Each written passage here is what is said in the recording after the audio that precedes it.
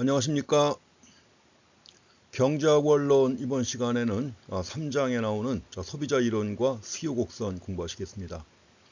소비자 이론과 수요 곡선에서 나왔는데 앞에서 우리가 수요 곡선 봤었죠. 수요와 공급에 의해서 그 시장 균형이 이루어지는 원리를 갖다 공부했습니다만은 그 수요 곡선의 배후에 어떤 원리가 작용하는가 이걸 공부하는 것입니다. 그래서 우리가 수요 곡선이라고 하는 게 가격이 올라가면 수요량이 감소하고 가격이 내리면 수요량이 증가하는 수요 법칙을 그래프로 나타낸 거죠. 그럼 소비자가 왜 가격이 올라갈 때 수요량을 줄이는가 그 원리를 갖다가 이제 우리가 먼저 확인하는 것입니다. 그래서 여기서 앞에서 우리가 경제학의 출발점은 자원이 희소하다는 거. 그렇기 때문에 그 희소한 자원과 관련해 가지고 항상 선택을 해야 되는 거죠. 무한하지 않으니까. 그래서 그 선택의 원리를 갖다 공부한다고 했는데 그 선택의 가장 기본적인 원리를 갖다가 여기서 이제 공부하실 겁니다. 그리고 이 원리가 다른 모든 경우에 다 적용되는 거예요. 그 합리적인 소비자라면 일반적으로 선택을 할 때 다 이런 식으로 접근한다는 거죠. 그래서 합리적인 소비 해가지고 결국 소비자가 최적화를 추구하는 것인데 그 최적화라고 하는 게 뭐냐 하면 자기에게 주어진 제약 조건을 먼저 인식을 해야 돼요. 제약 조건을 인식한 다음에 그 제약 조건 하에서 어떻게 하면 편익을 극대화할 것인가 이걸 따지는 거죠. 그래서 접근 방법은 다 똑같습니다. 먼저 제약 조건을 인식한 다음에 그 제약 조건 하에서 어떻게 하면 만족을 극대화할 것인가. 이런 경우엔 소비자이기 때문에 소비자가 추구하는 목표는 뭐죠? 소비자는 상품을 소비함으로써 얻는 만족을 넓게는 다 편익이라고 하지만 여기서 좀 구체화해서 얘기하면 효용이라는 용어를 씁니다. 효용 해가지고 영어로 유틸리티인데 그 유틸리티를 갖다가 극대화하고자 하는 것이 바로 소비자의 목표죠. 그래서 주어진 제약 조건 하에서 어떻게 하면 효용을 극대화할 것인가 하는 소비자의 선택 원리를 갖다 공부하는데 이 소비자의 선택 원리지만 이게 뭐예요? 생산자건 노동자건 뭐 다 적용되는 겁니다. 똑같이. 그렇기 때문에 가장 기본적인 접근 방법을 처음 공부하시는 거니까 지금 잘 정리해 두시면 다른 섹션 공부할 때도 쉽게 접근할 수가 있습니다. 그래서 먼저 3장의 주요 문제인데 소비자가 재와 소비로부터 얻는 만족을 효용이라고 한다고 그랬죠. 유틸리티 해가지고 효용이라고 한다고 했는데 그 효용을 어떻게 나타낼 수 있는가 하는 겁니다. 그래서 이제 효용을 나타내는 문제와 관련해가지고 우리가 총효용과 한계효용 또 경우에 따라서는 평균 개념도 중요합니다. 그래서 경제학에서 가장 중요한 그 수치를 나타내는 방법에 토탈과 총 그리고 마지널 한계 그리고 에버리지 평균 그 세 가지 개념을 주로 많이 쓰는데 이제 처음 나오게 됩니다. 그래서 어떻게 나타낼 것인가 하는 걸 보고 그래서 총효용과 한계효용 간의 관계 개념들 확인하셔야 됩니다. 다음에 두 번째로 소비자가 선택 가능한 재화의 조합이죠. 여기서도 이제 편의상 선택 가능한 재화의 조합이라고 합니다. 왜냐하면 어떤 한 재화만 소비하는 것이 아니라 우리가 이제 분석의 편의를 위해서 여러 가지 재화를 갖다 한꺼번에 소비하잖아요. 그렇지만 이제 그 여러 가지 재화를 갖다가 한꺼번에 분석할 수는 없고, 그런데 두 재화를 소비한다고 가정을 합니다. 그래야만 이제 가로축, 세로축 해가지고 경제 모형 가지고 설명이 쉽지요. 단순화해야 되는 거죠, 모형을. 그래서 선택 가능한 재화의 조합을 어떻게 결정하는가. 그래서 이 경우 이제 소비자의 효용이 극대화 되는 조건이 무엇인가 하는 겁니다. 그 제약 조건 하에서 최고의 만족을 주는 점을 선택해야 되는 것이죠. 그래서 소비자의 효용이 극대화되는 조건도 도출할 것이고 마지막으로 이제 그로부터 수요 곡선을 도출하는 거예요. 수요 곡선, 가격과 수요량 간의 역관계인 수요 곡선을 도출하는 것이죠. 가격이 변화할 때 소비자의 선택, 수요량이 어떻게 달라지는가 하는 거, 이게 이제 결론이 되겠습니다. 그래서 1주차 첫 시간에는 먼저 그 두 가지에 대해서 볼 겁니다. 두 가지에 대해서 본 다음에 그래서 여기서 이제 무차별 곡선하고 예산선이라고 하는 두 가지 분석 도구를 이용해 가지고 분석을 하기 때문에 예산선이 무엇이고 무차별 곡선이 무엇인가 하는 거 보고 나서 그걸 가지고 이제 2교시에서 효용 극대화 조건하고 그로부터 수요 곡선을 도출하게 됩니다. 그래서 합리적인 선택의 접근 방법에서 제일 먼저 나오는 겁니다. 처음 나왔을 때 잘 확인하시면 뒷부분 갈 때 쉽게 접근할 수가 있고 나중에 또 다른 과목 공부할 때도 마찬가지로 이런 접근 방법이 그대로 이용되는 겁니다. 그래서 처음 나왔을 때 가장 기본적인 그 효용 극대화를 위한 뭔가 극대화를 위한 접근 방법 잘 확인하시기 바랍니다. 제일 먼저 나오는 게 바로 효용과 관련된 개념이죠. 여기서도 제목에 총 효용과 토탈 유틸리티, 한계 효용이 나와 있죠. 한계라는 용어는 마지널인데 이게 이제 수학적으로 미분 개념으로 파악하시면 쉽게 이해할 수 있는 겁니다. 먼저 총 효용이 나와 있습니다. 토탈 유틸리티입니다. TU라고 하는 부호를 쓰기도 합니다. 토탈 유틸리티 해가지고 TU. 그냥 간단하게 U라고 표시하기도 하고요. 자, 총 효용은 뭐냐? 어떤 소비자가 일정 기간 동안입니다. 일정 기간 동안. 자, 효용도 총 효용도 플로우 개념이라고 하는 거 주의하셔야 돼요. 유량 개념이라고 하는 겁니다. 어떤 소비자가 일정 기간 동안 일정량의 재화를 소비했습니다. 이럴 때 얻을 수 있는 만족을 얘기하는 거죠. 주관적이죠, 물론. 소비자마다 만족은 다 다릅니다. 똑같은 재화를 소비했어도 소비자마다 만족은 다 다르죠. 그 주관적인 만족을 나타내는 개념이 바로 총효용입니다. 일정 기간 동안 일정량의 재화를 소비했다. 이럴 때 얻을 수 있는 주관적인 만족의 총량을 얘기하는 것이죠. 일반적으로 소비량이 증가하면 총효용은 증가하죠. 소비량이 증가하면 총효용은 증가하지만 그러나 이것도 뭐예요? 어떤 한계점을 넘어서게 되면 오히려 총효용이 감소할 수가 있습니다. 감소할 수 있다는 거죠. 근데 빵을 먹는다. 빵을 먹는데 배가 부르잖아요. 배가 부른데 빵을 더 먹었다. 지금까지 얻은 만족도 감소하겠죠. 배가 부른데 빵을 더 먹으니까 뭐예요? 고통스럽죠. 토할 것 같고. 그 얘기는 결국 뭐예요? 지금까지 얻은 총효용마저 감소한다는 얘기죠. 그런 경우도 있습니다. 그래서 한계점을 넘어서게 되면 오히려 총효용이 감소할 수도 있다. 감소한다가 아니라 감소할 수도 있다는 것을 확인하셔야 됩니다. 그래서 이제 이와 관련해 가지고 우리가 토털과 마지널, 에버리지 간의 관계가 이제 처음 나오게 되는데 이걸 확인하셔야 됩니다. 일단 이걸 분석하기 위해서는 우리가 또 효용함수를 만들어야 합니다. 자, 소비량하고 총효용 사이의 함수 관계예요. 그래서 총효용을 근데 U라고 표시한다면 U는 뭐예요? 펑션 X죠. X는 이제 X제의 소비량입니다. X제의 소비량이 증가할 때 총효용 U가 어떻게 변화할 것인가 하는 것을 함수 관계로 표시하는 겁니다. 여기서 물론 이제 X제만 소비한다고 가정하는 겁니다. 지금은 X제 한 가지만 소비한다. 그리고 X제 소비량 말고 나머지 요인들은 변화가 없죠. X제 소비량 말고 나머지 요인들은 변화가 없습니다. 근데 나머지 요인들, 빵을 하나 먹어도 기분 좋을 때 먹는 빵, 슬픔에 젖어서 먹는 빵, 눈물 젖은 빵, 맛이 다 다르지 않습니까? 근데 이런 것들은 다 일정하다고 가정하는 겁니다. 그러면 또 한 가지는 일정한 시간 단위 내에서 측정한다는 겁니다. 말씀드린 것처럼 일정 기간 동안이라고 했었죠, 우리가. 그래서 역시 플로우 개념으로 파악하는 겁니다. 일정 기간 동안이라고 했죠. 플로우 개념이에요. 그래서도 일정한 시간 단위 내에 측정한다는 겁니다. 순간이 아니에요. 순간이 아니라 일정한 시간 단위 내에서 측정한다는 거. 이 점도 명확하게 확인하셔야 됩니다. 자, 효용함수 얘기했습니다. 자, 이제 가장 중요한 게 한계 효용 개념이에요. 이 개념을 잘 이해하셔야 됩니다. 우리가 앞으로 이제 경제학에서는 어떻게 보면 이제 한계라는 개념, 이게 바로 이제 신고전파적인 접근 방법에서 가장 기초가 되는 게 한계적이고, 한계적으로 판단해가지고 결정을 해야만 그게 합리적인 소비나 생산이 이루어지는 것입니다. 한계, 영어로 마지널입니다. 마지널이라고 하는데 여기서는 다른 재와의 소비는 변화하지 않습니다. 지금 X제만 소비한다고 그랬죠. X제만 소비한다고 했는데 X제 한 단위를 더 소비하는 것, 추가로 한 단위입니다. 단위는 각자 생각하시면 돼요. 일관성만 있다면. 근데 빵은 한 개, 두 개, 뭐 이렇게 하든지, 새우깡은 한 봉지, 두 봉지 따져야죠. 한 봉지, 두 봉지, 뭐 1일 3깡 하려면 이제 세 봉지, 이렇게. 단위는 다 각자 생각하시면 돼요. 한 개, 두 개, 한 봉지, 두 봉지, 한 상자, 두 상자.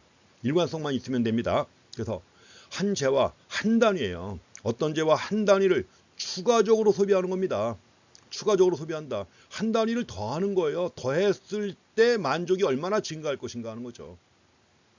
어떤 재와 한 단위를 추가로 소비했을 때 그때 총효용이 얼마나 증가하느냐 하는 거죠. 물론 여기서 이제 총효용의 변화분이지만 일단 총효용은 소비량이 증가하면 총효용은 증가한다고 가정하는 것이죠.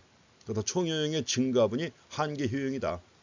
한 단위를 더 소비했습니다. 한 단위를 더 소비할 때 그때 증가되는 총효용의 증가분이에요.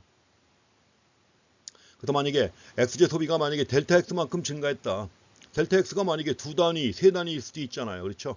한 번에 빵 두 개를 먹었다. 만족이 얼마큼 증가했느냐. 이럴 때는 빵 두 개를 먹었으니까 한 단위가 아니라 두 단위 아니에요. 그렇죠? 나눠줘야 되겠죠. 그래서 XJ 소비가 델타 X만큼 증가한다. 총효용은 델타 U만큼 증가했다. 이럴 때 한계용은 이럴 때 MU 서브 X라고 씁니다. 한계용을. XJ 한계용이에요. XJ 한계용을 표시할 때 마지널 유틸리티 서브 X 해가지고 표시를 합니다. 그래서 XJ 한계용은 뭐냐? 자, 총효용의 증가분이죠. 델타 U는. 총효용의 증가분이고 델타 X는 XJ 증가분이에요. 근데 이제 말씀드린 것처럼 한 단위를 더 소비할 때예요.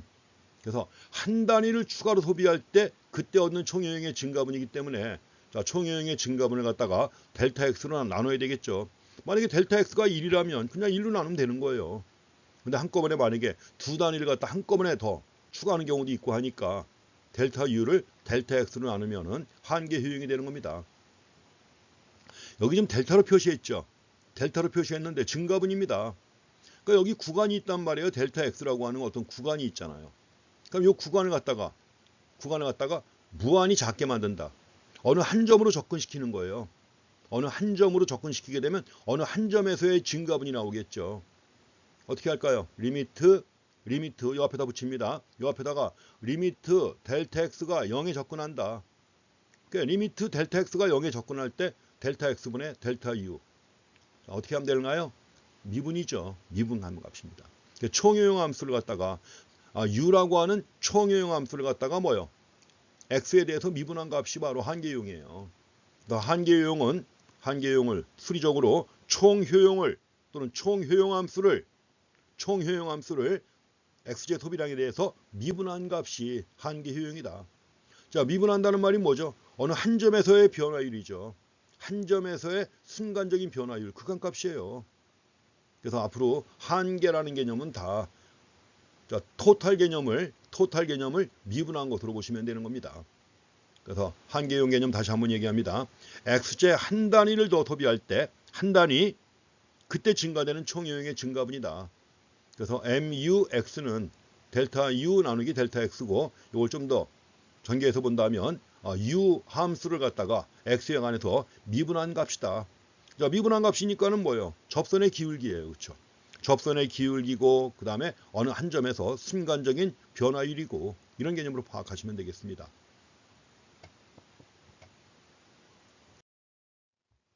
자, 지금 커피의 소비량을 증가시켜 나갑니다.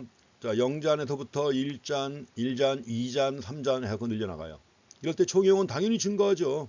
0, 5, 9, 12, 14, 15까지 증가했는데 5잔 먹으니까 총용이 15예요.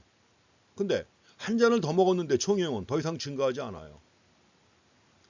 그러다가 한 잔을 더 먹으니까 총용이 오히려 감소하는 거죠. 여기서 만족이 극대인데 극대인 상태에서 만약에 한 잔을 더 소비한다. 구역질 나겠죠. 구역질 난다. 총효용마저 감소하는 겁니다. 그래서 우리는 여기서 총효용이 15가 두 개가 나왔는데 두 번째 총효용 15일 때 이거 갖다 우리가 맥스라고 합니다. 총효용이 극대다 이렇게 얘기를 해요. 맥스. 총효용이 극대다 이렇게 얘기를 합니다. 그러니까 여기서는 이제 증가해가지고 14에서 15로 증가해가지고 극대가 된 거죠. 15가 됐지만 여기서는 더 이상 증가하지 않고 15가 된 거 아니에요. 그렇죠? 이럴 때 맥스라고 하는 겁니다. 이거 M자입니다. 맥스. 그래서 이럴 때 이제 6잔을 소비할 때 총효용이 극대가 되고 한 잔을 더 소비하니까 총효용이 감소한 거예요. 그 다음에 이럴 때 한계용은 뭐냐? 총효용의 증가분이에요. 하나 더 소비했을 때 하나 더 소비했을 때 총효용의 증가분 이거죠. 그래서 하나 더 소비하니까 총효용이 얼마만큼 증가했어요? 5만큼 증가했죠. 한계용 5입니다. 또 한 잔 더 소비하니까 총효용이 얼마나 증가했어요? 4만큼 증가했죠.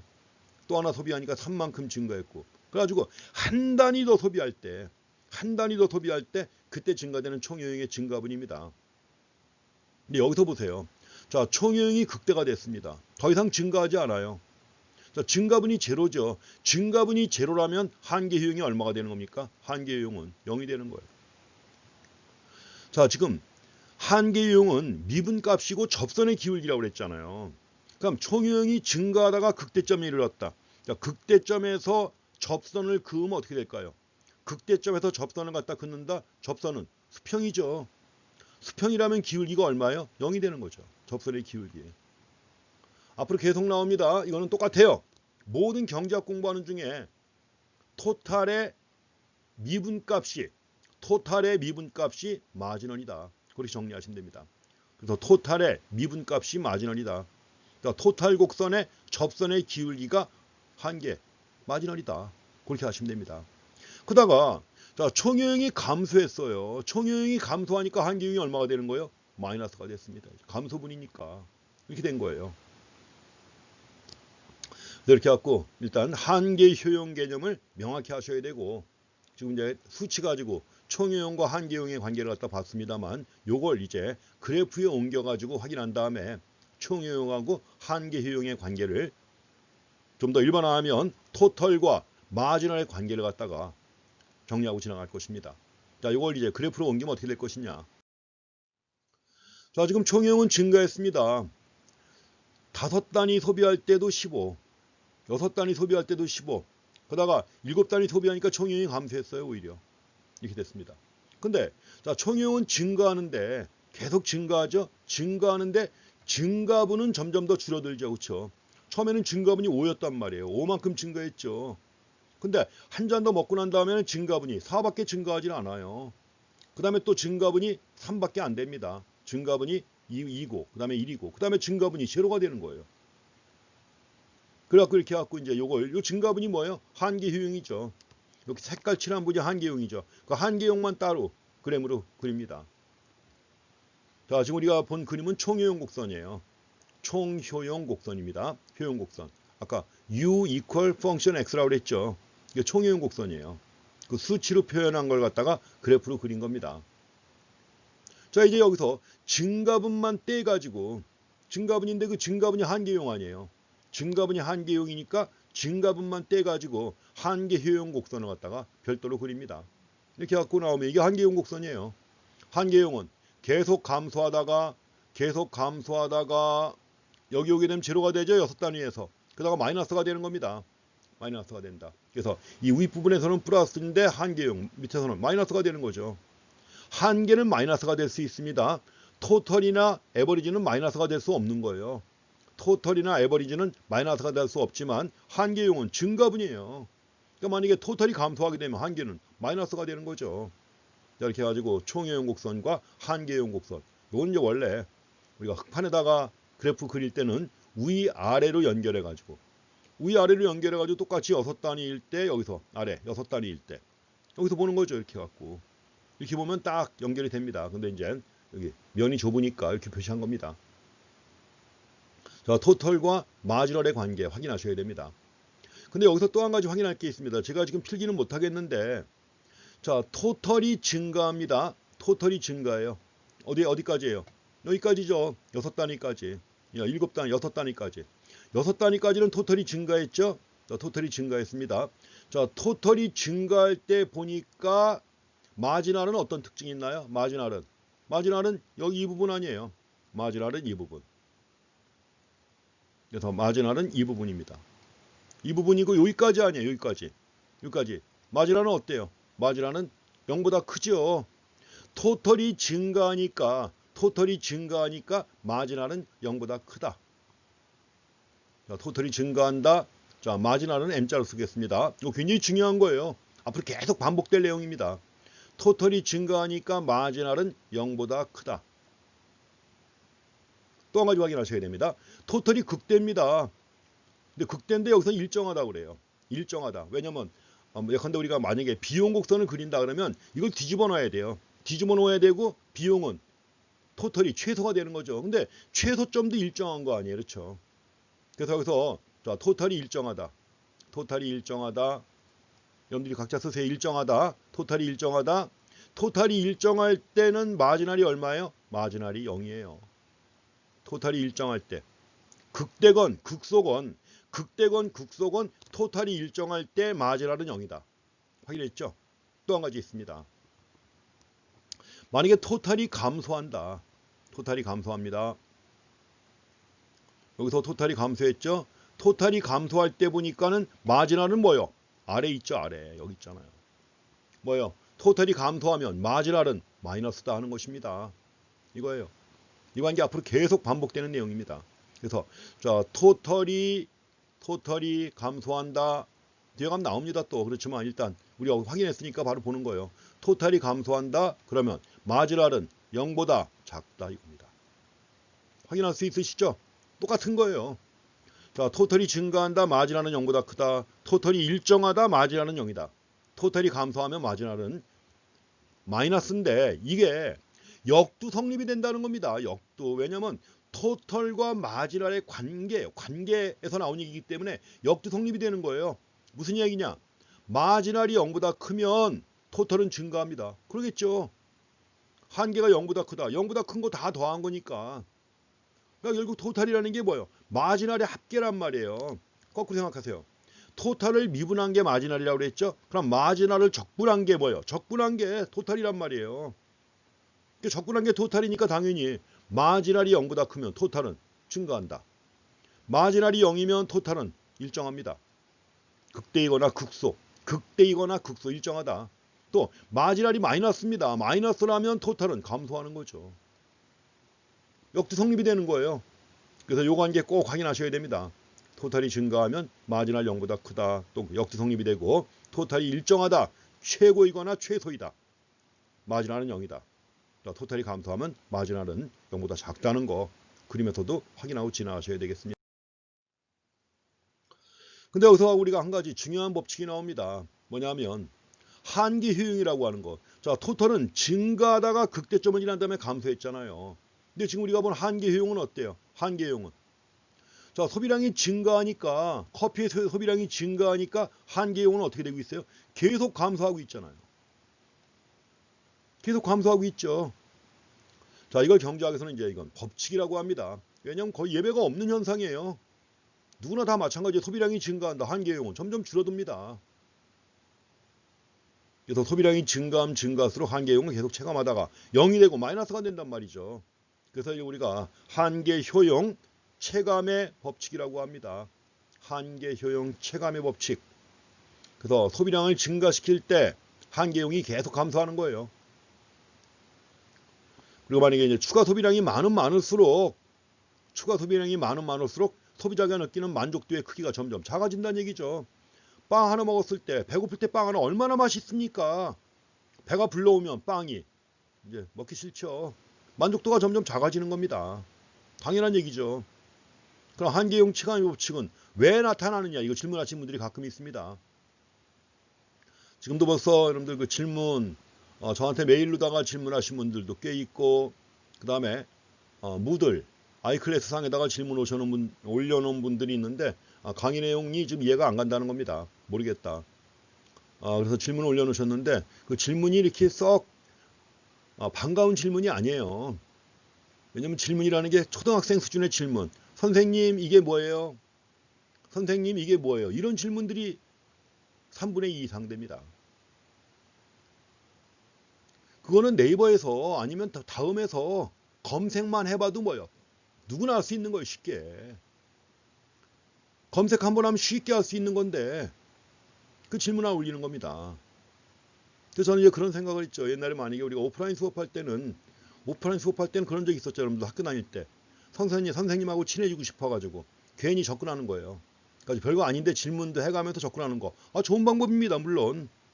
그런 식으로 접근해가고 이제 좀 더 관계가 밀접해지면은 그때가 또 좋은 관계가 되는 거죠. 그래서 이렇게 모르는 사람인데 친해지고 싶다. 이럴 때 그냥 별것도 아닌 것 같고 물어보면서 접근하잖아요. 근데 지금은 얼굴도 못 보고 있는데 혹시라도 뭐 이름을 기억할까? 이름도 기억 못합니다. 메일이라고 보냈는데 메일도 자기 이름이 아니에요. 자기 이름이 아니에요. 뭐 JJ 뭐 이런 식으로 친구들하고 쓰는 그 이니셜 이런 걸 메일로 보낸단 말이에요. 그 이름도 알 수 없죠. 이름도 안 밝히고 또 그럼 안 됩니다. 이제 대학생이에요. 사회 나가야 돼요. 초등학생처럼 그렇게 하면 안 돼요. 메일 계정, 여러분들 그 메일 계정 뭐 네이버나 다음 지메일 쓰는 분들이 있죠. 학교에서 공식적으로 소통할 때는 교수하고 학생 또는 학교하고 학생하고 공식적으로 소통할 때는 학교 메일 쓰셔야 합니다. 학교 메일 진짜 쓰세요. 그래서 자기 이름으로 아니면 학번으로. 어쨌거나 근데 개중에는 질문 뭐 진짜 몰라서 올라온 질문도 있는데 제가 여기서 하도 바쁘고 제정신이 아니라 답변을 못 해드리고 있는데 나중에라도 답변해 드릴 거니까 서운하게 생각하지 마시고 좀 기다리시기 바랍니다. 그리고 항상 일단 여러분들하고 나하고의 만남은 뭐 이제 나중에 사적인 관계에서 더 좋은 관계가 될 수도 있지만 일단은 뭐예요? 오피셜한 관계 아니에요. 오피셜한 관계이기 때문에 거기서 지켜야 할 것은 일단 지키고 접근해야 되는 겁니다. 그래서 메일은 꼭 학교 메일로, 나중에 취업한다면 회사 메일 쓰셔야 돼요. 회사 메일로, 회사 내에서는 회사 메일 갖고 소통해야 되는 것이지 개인 메일 계정 쓰면 안 되는 겁니다. 예전에 힐러리 클린턴 국무장관 했었죠. 국무장관 하다가 대통령 출마할 때 크게 흠된 게 바로 그거예요.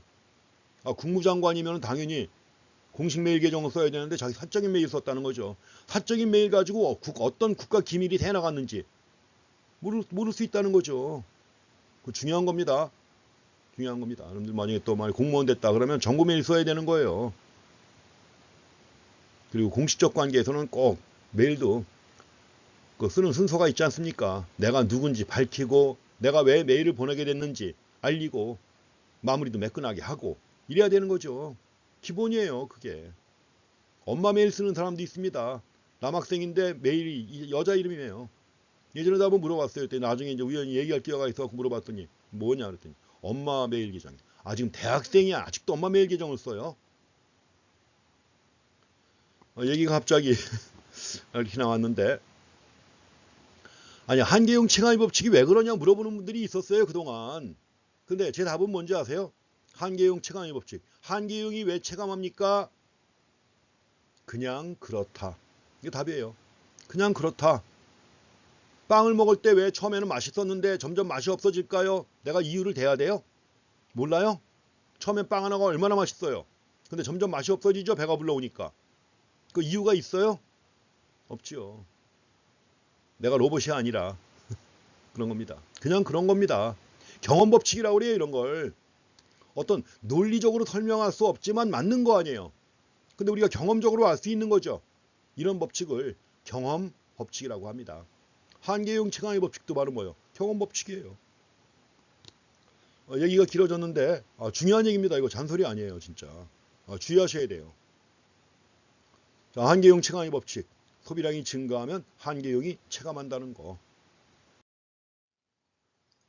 자, 일단 여기서 다시 한번 정리합니다. 총효용과 한계용과의 관계 다시 한번 짚고 넘어가야 돼요.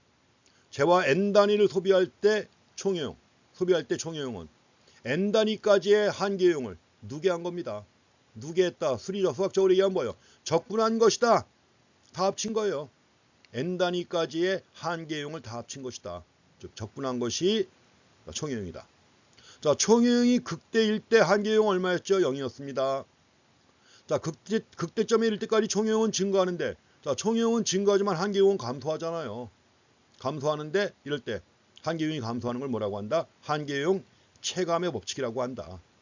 그리고 이제 총효용은 증가하지만 증갑은 즉 한계용이 감소하는 거예요. 한계용이 점점 감소하잖아요. 그렇죠? 감소분이 점점 작아지잖아요. 그래서 체감하는 비율로 증가한다. 자, 총효용은 체감하는 비율로 증가한다. 증가하긴 증가하는데 증가분이 점점 작아진다는 말을 이런 식으로 표현한 겁니다. 그리고 여기서는 지금 정리 안 하고 있지만 보다 더 중요한 게 그겁니다.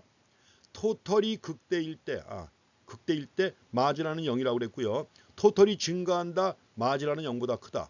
토털이 감소한다. 마진하는 마이너스다 하는 거. 이거 절대 잊으면 안 됩니다.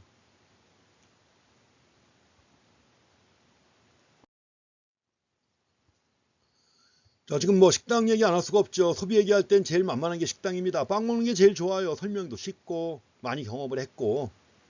그래서 아무리 많이 먹는 사람이라도 한계용이 점점 감소하다가 나중에 0이 됐다. 배부르잖아요. 아무리 뭐 맛있는 킹크랩이 나와도 이제 더 이상 먹을 수 없는 거예요. 그렇죠. 그래서 뷔페 식당 가면 처음부터 그냥 이것저것 막 그냥 허겁지겁 먹는 사람들이 있는데 아닙니다. 근데 요령이 있잖아요. 그렇죠. 맛있는 거, 비싼 재료로 만든 거 이런 것들 먼저 시식하시고 나중에 여유가 생기면 그 다음에 뭐예요? 다른 거 먹는 겁니다. 그러니까 한번 식당 가면 훑어보는 게 제일 좋죠. 그래서 뭐 하든 뭐 결혼식장 뷔페가 봤자 먹을 것도 거의 없지만 그래도 그 중에 원가가 좀 많이 들어갈 만한 거 이런 것들 아니면 즉석에서 구워주는 고기나 이런 것들 먹는 거예요 먼저. 그리고 나서 나중에 이제 딴 거 먹는 겁니다. 그래서 이렇게 갖고 진짜 배부른데 갑자기 킹크랩이 눈에 띄었다. 이거 미치는 거죠. 뭐 저 비싼 킹크랩을 먹어보지도 못하고 배가 불러서. 그래서 자, 중요한 건 한계용 체감의 법칙 일반적으로 적용되는 겁니다. 이 법칙이 적용된 몇 가지의 속담이 있어요. 속담. 듣기 좋은 노래도 석자리 반이다. 자, 비지로 채운 배, 비지로 채운 배, 비지. 이거 진짜 먹을 거 없을 때 먹는 거 아니에요. 비지로 채운 배, 고량진미 마다한다. 어쨌든 배부르니까 아무리 고량진미가 있어도 못 먹어요. 자, 듣기 좋은 이야기도 늘 들으면 싫다도 관련된 내용이죠. 자, 이렇게 해갖고 생활과 경제학 이런 얘기가 나오는데 참고로 한번 보시고요. 자, 이제 어떤 재화든 간에 소비량을 증가시키면 한계용은 체감합니다. 총용은 증가하지만. 근데 소비자는 이런 재화를 한계 효용이 체감하는 이런 재화를 한 가지만 소비하는 게 아니죠. 여러 가지 재화를 갖다가 섞어서 소비해야 된단 말이죠. 그럼 여러 가지 재화를 갖다가 섞어서 소비할 때 어떻게 섞어서 소비하는 게 제일 좋으냐는 거죠. 어떻게 조합해가지고 소비하는 게 제일 좋으냐와 관련해가지고 이거 봐야 되는데 이와 관련해가지고 두 가지 분석 도구가 나옵니다. 자, 소비자의 선호와 관련된 효용함수의 소비자의 효용함수. 이거 무차별 곡선도 바로 효용함수인데 좀 전에 봤던 효용함수는 뭐죠? XJ 하나만 소비할 때 효용함수고 여기서는 여러 가지 재화를 갖다 섞어서 소비하는 건데 물론 편의상 두 가지 재화 XJ하고 YJ와 두 가지 재화만 소비한다고 가정을 했을 때 효용함수를 두 가지 재화를 소비할 때 효용함수를 그래프를 표시한 게 바로 무차별 곡선이라는 거예요. 무차별 무슨 말일까요? 무차별 차이가 없다는 얘기입니다. 무차별 곡선 차이가 없다. 그래서 만족의 차이가 없다는 얘기예요. 소비자의 만족의 차이가 없는 두 재화의 배합점을 나타내는 곡선이 무차별 곡선입니다. 그래서 이제 요 개념을 도입해 가지고 설명을 할 것입니다.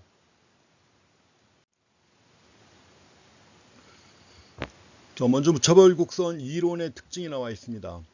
무차별 곡선 이론의 특징 해가지고 이것도 기본적으로 총효용 개념하고 한계 효용 개념에 기초합니다. 앞에서 봤던 것은 총효용하고 한계효용 개념 가지고 설명하는 게 원래 한계 효용 이론이라고 해가지고 소비자 선택 이론 중에서 제일 먼저 나온 겁니다. 1870년대 등장한 학자들 3명이 이제 그걸 만들었어요. 갖고 그때부터 한계 혁명이 시작돼 가지고 이제 경제학이 한 단계 더 발전돼 가지고 그때부터 신고전학파라고 하는 건데 근데 이제 처음에 등장한 한계 효용 이론에서는 효용을 측정할 수 있다는 가정이 있습니다. 앞에서 봤던 한계 효용 이론 효용을 측정할 수 있고 또 비교할 수도 있다는 거죠.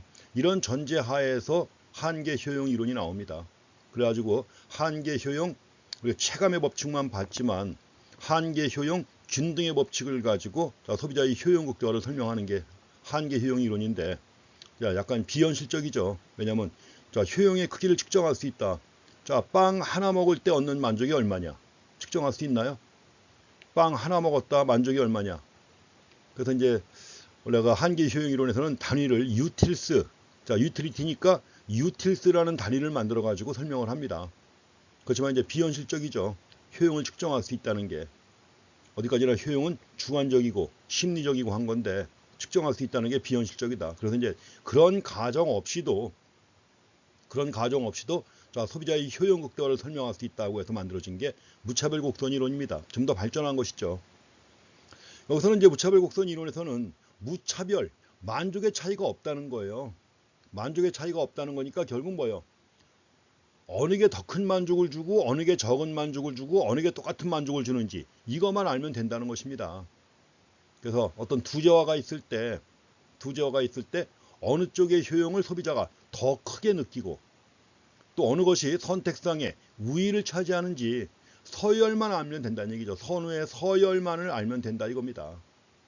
순서만 알면 돼요. 어느 게 더 큰 만족을 주는지 순서만 알면 소비자의 효용 극대화를 설명할 수 있다는 가정입니다.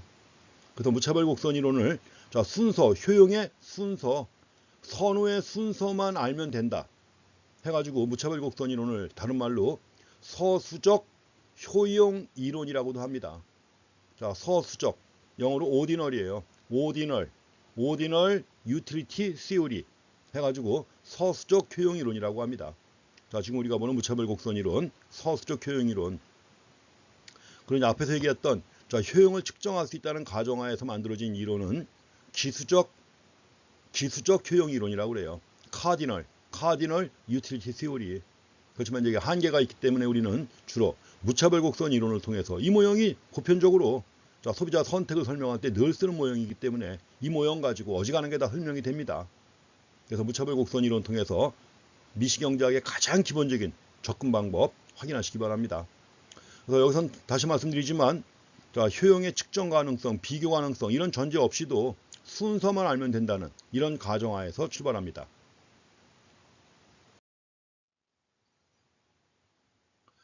자, 이제 소비자의 선호가 있죠. 뭘 더 좋아하는지. 자, 소비자의 제약 조건이 있습니다. 뭐예요? 소득 제약이 있죠. 그 다음에 또 한 가지 제약 조건은 뭐죠? 재화의 가격 아니에요. 일반적으로 가격이 비싸면 많이 못 사잖아요. 그래서 지금 소비자가 선택을 해야 되는데 자, 소비자의 선택에 영향을 미치는 게 자, 소비자의 선호, 그 다음에 소득과 가격에 의존해서 소비를 갖다 결정합니다. 그래서 지금 이제 이 선호를 반영하는 게 바로 무차별 곡선이에요. 자, 소비자의 선호가 반영된 게 무차별 곡선이고 그 다음에 이제 소득과 가격을 반영한 게 뒤에 가면 또 나옵니다. 예산선이라고 해서 나와요. 소비자의 그 소득 제약을 의미하는 거죠. 소비자의 제약 조건. 그래서 이제 소득과 가격은 뒤에 가서 볼 것이고 여기서는 주로 선호와 관련해 가지고 보시면 되겠습니다.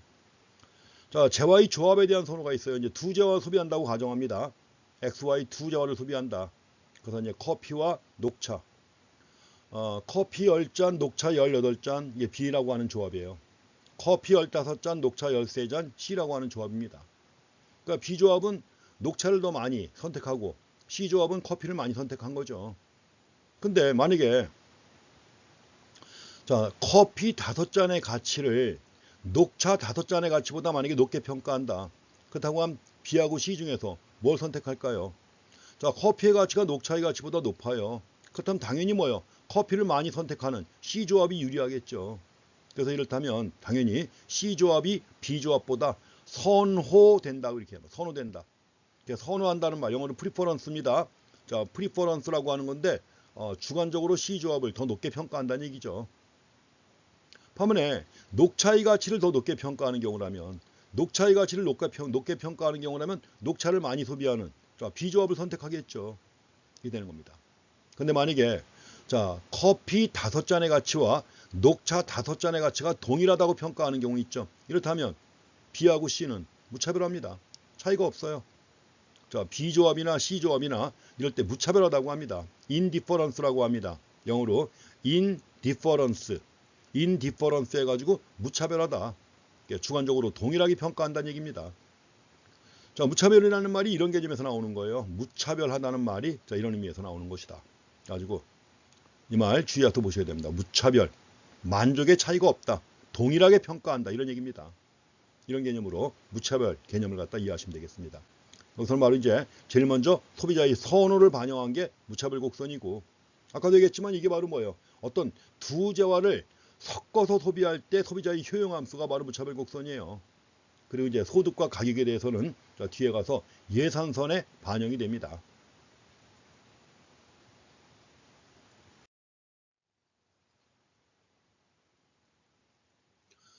자, 지금 B조합하고 동일한 만족을 주는 재화의 조합이에요. 지금 B라고 하는 조합, 커피 10잔, 녹차 8잔인데 이거하고 똑같은 만족을 주는 재화의 조합이 있습니다. 예컨대 커피 5잔하고 녹차 30잔을 먹어도 똑같은 만족을 얻어요. 또 커피 15잔, 녹차 13잔을 먹어도 동일한 만족을 갖습니다. 예컨대 D같이 커피 20잔, 녹차 10잔이라도 만족은 똑같다. 지금 5가지 두 재화의 배합점이 있단 말이에요. 5가지 두 재화의 배합이 있는데 소비자가 얻는 만족은 동일하다는 겁니다. 소비자가 얻는 만족은 동일하다. 무차별하다는 얘기죠. 동일하다는 말은 무차별하다는 얘기죠. 똑같은 만족을 얻는다.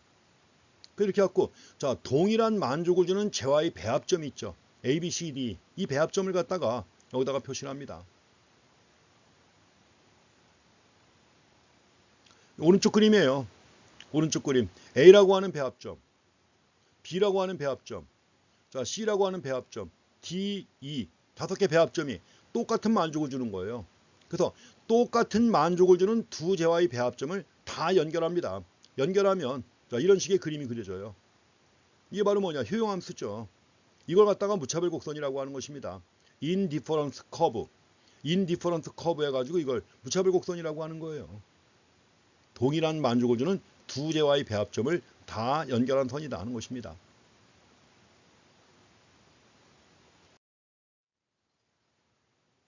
그래서 무차별 곡선에 대한 정의입니다. 자, 소비자에게 동일한 만족을 주는 두 재와의 배합, 조합 또는 배합점을 다 연결한 선이다. 그 궤적이라는 말 아직도 참 노인네들 쓰듯이 쓰고 있는데 여러분들 궤적이라는 말 쉽게 아나요? 궤적? 어렵죠. 궤적을 영어로 뭐라고 하느냐? 궤적을 영어로 force라고 합니다. force 그러니까 또 몰라요. force, F-O-C-I. 그 말도 또 못 알아듣습니다. 많이. force가 뭐냐? 이 각각의 점들을 뭐라고 하죠? 점들은 포커스라고 하죠. 포커스, F-O-C-U-S. 이 포커스의 복수가 바로 force. force이고 force를 갖다가 한자어 단어로 쓴다면 궤적이라고 쓰는 거예요. 그러니까 결국 포커스를 연결한 선 아니에요. 포커스를 연결한 선. 그러니까 이제 배합점들을 다 연결한 선이다 하면 아주 쉽습니다. 근데 굳이 이렇게 어려운 말 쓰고 있는데 그런 거예요. 동일한 만족을 주는 두 재와의 배합점 A, B, C, D 이걸 연결한 선이 무차별 곡선이다. 그렇게 보시면 되겠습니다. 그럼 무차별 곡선 오른쪽 위에 점이 하나 있어요. F점이 있어요. F점은 어떠냐? 자, 이 B점과 비교하시면 돼요. B점하고 F점을 갖다 비교하면 자, 지금 B점하고 F점하고 녹차의 소비량은 똑같죠. 녹차의 소비량은 똑같습니다. 자, 세로축에 있는 녹차의 소비량은 똑같은 위치에 있어요. 그런데 B점보다 F점에서는 뭐예요? 커피를 더 많이 마시잖아요.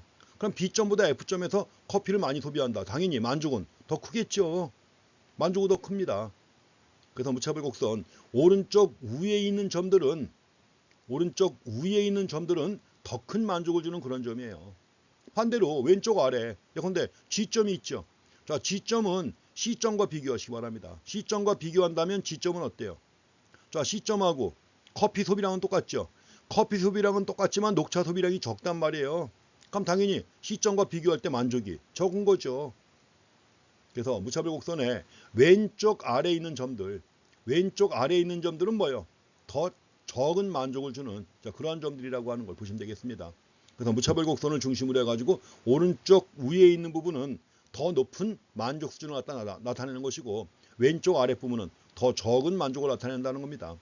앞으로 이런 식의 그림과 이런 식의 분석이 굉장히 많이 나와요. 그렇기 때문에 처음 나왔을 때 명확하게 확인하고 지나가시면 뒤에서 나올 때마다 더 쉬워집니다. 자, 무차별 곡선이 이렇습니다. 다시 한번 정의 내립니다. 무차별하다는 말은 만족의 차이가 없다는 겁니다. 만족의 차이가 없다.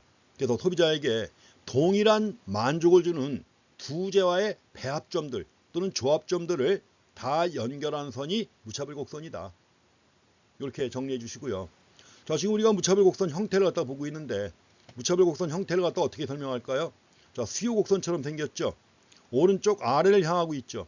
오른쪽 아래를 향하기 때문에 우하향한다고 합니다. 우하향한다. 그리고 무차별 곡선이 구부러져 있어요. 구부러져 가지고 원점을 향해서 튀어나와 있죠. 불룩하게. 원점을 향해서 튀어나와 있잖아요. 이럴 때 뭐라고 하느냐면 원점에 대해 볼록하다고 합니다. 볼록하다. 볼록 반대말은 오목이에요. 그러니까 만약에 이쪽에서 본다면 오목한 거죠. 여기서 본다면 오목한 거지만 원점을 향해서는 뭐예요? 원점을 향해서는 볼록한 겁니다. 그래서 볼록하다 해가지고 영어로 얘기하면 convex to origin 이렇게 표시를 해요. 그래서 일반적인 형태의 무차별 곡선이 이렇습니다. 우하향하고 원점에 대해 볼록한 형태를 갖다 보이는데 그러면 이것이 어떤 의미를 갖다 주는지 어떤 의미가 있는지 이걸 또 확인하고 지나가셔야 되겠습니다. 자, 이제 무차별 곡선은 무수히 많이 존재합니다. 아까 하나만 그렸지만 사실은 뭐예요? 각각의 효용 수준에 따라 물론 소비자가 뭘 선택할 것인가 이건 상관이 없는 거예요. 왜냐하면 이제 소비자가 선택할 때는 주어진 제약 조건 하에서 선택을 하는 것이기 때문에 선택과는 이제 별도고 무차별 곡선은 무수히 많아요. 무수히 많이 존재한다. 자, 소비자에게 동일한 만족을 주는 두 재와의 배합점을 다 연결한 선이니까 무수히 많이 존재합니다. 그래서 여기서 무수히 많은 무차별 곡선 I1도 있고 I2도 있고 I3도 있고 뭐 이 안에 무수히 많아요. 그래서 이런 것들을 갖다가 무차별 지도라고 합니다. 지도. 여러분들 이 개념을 한번 생각해 봐요. 개념. 이 개념 보면 동일한 만족을 주는 두제와의 배합점만 다 연결한 거예요. 그렇다고 하면 이게 비슷한 게 하나 있죠. 지도 보세요. 지도. 자, 지도상에 뭐가 그려져 있죠? 지도상에는 해발 고도가 똑같은 데만 다 연결해 가지고 등고선이 그려져 있잖아요. 그 등고선하고 똑같은 개념이에요, 이게. 근데 등고선은 높이가 같은 그런 점만 다 연결한 거죠. 해발 고도. 그래서 우리가 이 무차별 곡선을 다른 말로 그렇기도 합니다. 무차별 곡선을 다른 말로 쓸 때 쓸 수가 없습니다만 잘 들어보세요. 무차별 곡선을 등효용선이라고도 불러요. 등효용선. 자, 지도에서 나오는 높이가 똑같은 선을 등고선. 무차별 곡선은 동일한 효용을 주는 두 제의 배합점만 다 연결한 거 아니에요. 그래서 무차별 곡선을 등효용선이라고도 합니다. 등효용선.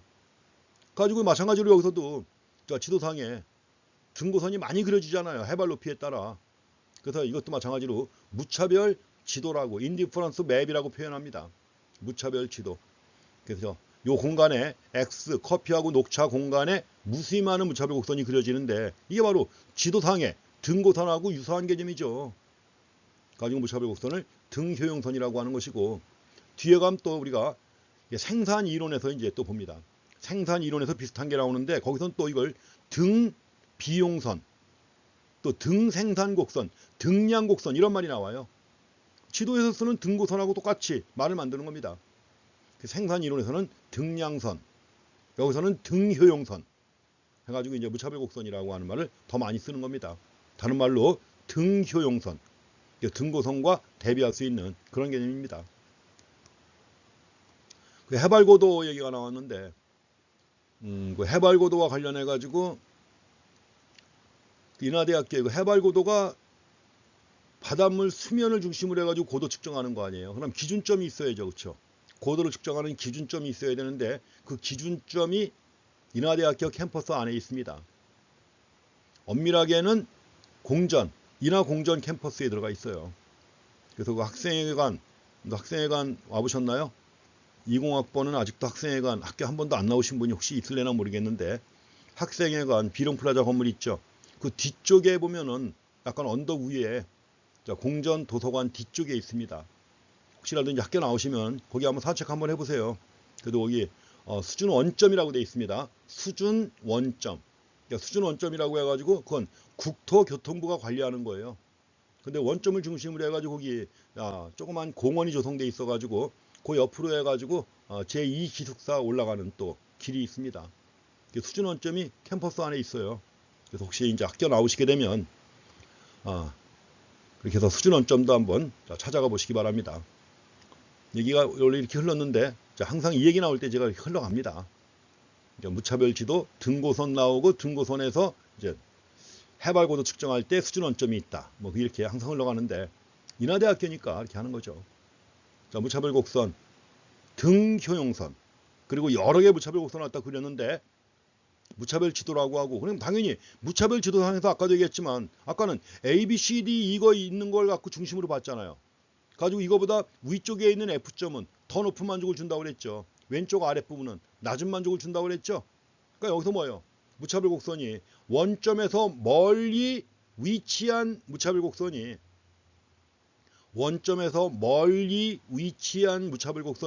더 높은 효용 수준을 나타내는 것이다. 그렇게 또 하나 정리하시기 바랍니다. 자, 무차별 지도상에서 원점에서 멀리 위치한 무차별 곡선이 더 높은 효용 수준을 주는 것이다. 그렇게 해서 그 얘기도 하나 확인하시기 바랍니다. 나와 있죠? 원점에서 멀리 떨어질수록 더 큰 만족, 더 큰 효용을 주는 것이다. 겁니다. 그래서 더 큰 효용을 주기 때문에 여러 개 무차별 곡선을 가지고 설명할 때 여기다 번호를 갖다 붙이고 있잖아요. I1, I2, I3 이렇게 하고 있는데 이건 어디까지나 자, 순서만 표시하는 겁니다. 순서만 표시하는 것이기 때문에 I1, I2, I3 표시한 것이고 여기서는 당연히 뭐예요? I3가 가장 높은 효용 수준을 갖다 의미하는 것이죠. 그래서 거기에 붙어있는 숫자가 뭐 별거 아닙니다. 순서를 표현하는 자, 그런 의미가 있다는 것만 확인하시기 바랍니다. 자, 이제 무차별 곡선에 세 가지 성질이 있습니다.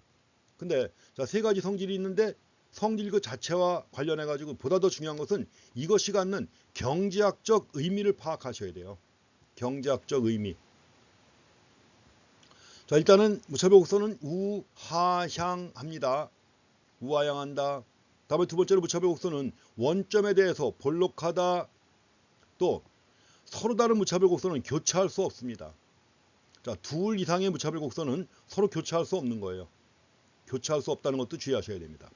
그래서 이거 만약에 교차한다면, 만약에 무차별 곡선이 두 개가 있는데 교차한다면 흔히 우리가 자, 선호 서열의 공리 중에서 이행성이라는 게 있어요. 이행성의 공리를 갖다가 위반하기 때문에 교차할 수 없는 겁니다. 뭐 이행성 얘기는 여기서 나오지 않습니다. 약간 이제 수준 높은 얘기 할 때 나오는 얘기인데, 근데 이게 이제 이 말은 곧 뭐 옛날에 뭐 사후정이 아니다 이런 얘기입니다. 옛날에 그 사후정 시리즈라고 하는 우스갯소리가 있었는데, 사후정 시리즈. 그 사후정이 물어봐요, 사람들한테. 중국 음식점을 갔는데 다 너 뭐 먹을 거냐? 그냥 나는 뭐 잡채밥 먹는다, 나는 짜장면 먹는다, 뭐 다 얘기합니다. 근데 이제 다 짓게 해가지고 사후정이 주문을 해요. 아줌마 여기 짬뽕 10그릇이요. 뭐 이렇게. 짬뽕 주문한 사람은 아무도 없어요. 다들 짜장면 뭐 볶음밥 주문했는데, 그렇게 주문 받아가지고 사후정이 아줌마 여기 짬뽕 10그릇이요. 그래서 이제 그런 그 사후정 시리즈가 있었는데, 그 사후정이 아니다 이거죠. 이거는 사후정이 아니다. 그래서 이렇게 갖고 교차하지 않는다는 걸 이제 그렇게 또 예전엔 그 교과서에서도 예로 표현한 적이 있어. 그게 꽤 유행할 때 옛날에. 그래서 일단 세 가지 성질이 있는데 이것이 어떤 경제학적인 의미가 있는가 하나하나 보셔야 됩니다. 먼저 첫 번째는 우하향 한다고 했는데, 우하향한다. 일단 여기서 우하향하는 곡선이다. 첫 번째 무차별 곡선은 우하향한다. 이 말은 일단 재화 소비량이 많을수록 효용 수준은 증가한다는 거 이해하셨죠? 아까 당연히 소비량이 더 많으면 효용 수준은 더 높아지는 겁니다. 그래서 만약에 여기서도 이 A점을 이제 중심으로 했을 때 A점을 중심으로 해가지고 분면을 4개로 나눠요. 그래서 A점을 중심으로 해가지고 만약에 1분면에 있는 점은 A보다는 더 높은 효용 수준이죠. 높다. 그 다음에 자 3, 4분면에 있다. 뭐 당연히 더 낮은 효용 수준을 갖다 보여준다는 겁니다. 무차별 곡선을 중심으로 해가지고 오른쪽 왼쪽 경계가 나눠지니까, 그래서 오른쪽 왼쪽이 이런 의미가 있다는 건 앞에서 말씀을 드렸고, 이게 이제 우하향하는 것과 직접적으로 관련된 중요한 내용은 아닙니다. 그럼 무차별 곡선이 우하향한다는 것의 본질적인 의미는 무엇이냐?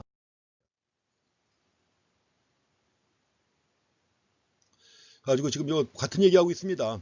A를 지나는 무차별 곡선. 모든 점에서 A와 효용 수준이 동일하다. 그래서 2, 4분면하고 4, 4분면을 지나가지고 우하향한다. 그래서 이럴 때 일반적인 형태가 우하향합니다. 우하향하는데 그럼 다른 형태는 없느냐? 다른 형태 다 가능해요. 이것도. 그래서 우리가 효용함수를 갖다 어떤 식으로 만드냐에 따라서 다 가능합니다. 저 우상향할 수도 있어요. 무차별 곡선이. 우상향할 수도 있다. 근데 이런 무차별 곡선 그려봅니다. 이런 무차별 곡선 그렸다. 우상향한다. 그러면 요 점에서 얻는 만족과 요 점에서 얻는 만족이 똑같다는 얘기 아닙니까? 만족이 똑같다. 가지고 만약에 원래 있던 요 점에서 요 점으로 간다. 그럼 뭐죠? 간다. 그러면 커피 소비량도 증가하고 녹차 소비량도 증가한 거 아니에요. 그쵸? 근데도 만족은 똑같다? 자, 두 재화의 소비량을 모두 증가시켰는데 만족이 똑같다. 말이 안 되죠. 그래서 이럴 때는 뭐냐면 두 재화 중에 하나는 고통을 주는 재화입니다. 만족이 아니라 두 재화 중에 하나는 고통을 주는 재화다. 그래서 이럴 때 이걸 비재화라고 해가지고, 원래 우리가 재화는 영어로 구스라고 그래요. 구스. 자, 굿즈 아시죠? 요새 뭐 BTS 굿즈 뭐 많이 나오잖아요. 그렇죠? 자, 이 재화를 굿즈라고 합니다. 그러면 만족을 주기 때문에 굿즈란 말이에요. 근데 고통을 주는 거다. 이럴 때 배즈라고 합니다. 배즈. 그래서 만약에 우상향한다면, 지금 우리가 본 것처럼 우상향한다. 두 재화 모두 소비량이 증가했는데 만족은 똑같다. 그럼 당연히 두 재화 중에 하나는 뭐예요? 고통을 주는 재화라는 거죠. 고통을 주는 재화. 그래서 이제 이런 경우 만약에 한 재화가 유용한 반면 만족을 줘요. 한 재화는 만족을 주고 반면에 또 다른 재화는 뭐냐? 고통을 주는 겁니다. 배즈. 그래서 뭐 여기 얘를 뭐 쓰레기나 뭐 매연처럼 유효한 경우라고 했는데 쓰레기를 소비자가 왜 소비합니까? 사실은 말도 안 되는 예인데 마땅한 예가 없으니까 이렇게 예를 드는 거예요. 다른 재화는 쓰레기나 매연, 고통을 주잖아요. 그러니까 한 재화는 만족을 주는 재화하고 고통을 주는 재화를 갖다가 한꺼번에 증가시키니까 결과적으로 만족은 똑같다는 거죠. 이럴 때 이제 우상향한다는 것이 이런 의미가 있습니다. 그렇지만 무차별 곡선도 효용함수가 어떠냐에 따라서 L자 형태도 있고 직선도 있고 그래요. 우하향하는 직선의 무차별 곡선도 정의할 수 있고 L자형의 무차별 곡선도 정의할 수가 있고 다양합니다. 이것들은 좀 더 깊이 들어가면 공부하는 것이고 여기서는 이 정도만 확인하고 지나가시면 되겠습니다. 일단 무차별 곡선은 우하향한다. 근데 우상향할 수도 있는데 우상향할 수도 있는데 우상향하는 경우에는 두 재화 중 어느 한 재화가 비재화다, 배즈다. 그렇게 한번 정리하고 지나가시면 되겠습니다. 이럴 때 우상향할 수 있다. 근데 원래 우상향한다는 것에 더 중요한 의미는 뭐냐? 더 중요한 의미는 지금 설명을 안 하고 지나가고 있어요. 뭐 빼먹었어요. 빼먹고 있는데 우하향한다면 무차별 곡선이 우하향합니다. 우하향한다는 얘기는 뭐죠? 소비자가 똑같은 만족을 얻으면서 요점 똑같잖아요. 똑같은 만족을 얻었는데 만약에 이 재화의 소비를 줄인다. 이 재화 소비를 줄이고도 똑같은 만족을 얻으려면 다른 재화를 더 소비해야 되는 거 아니에요. 그렇죠? 이래야 되는 거죠. 그래서 만약에 동일한 만족을 얻으면서 어느 한 재화의 소비량을 늘리고 싶으면 다른 재화의 소비량은 어떻게 해야 되는 거예요? 줄여야만 된다는 거죠. 그래서 전과 똑같은 만족을 유지하면서 어느 한 재화의 소비량을 증가시키기 위해서는 다른 재화의 소비량을 갖다가 어떻게 한다? 감소시켜야 된다는 얘기죠. 그러니까 결국 두 재화는 뭐예요? 두 재화는 대체관계에 있다는 얘기입니다.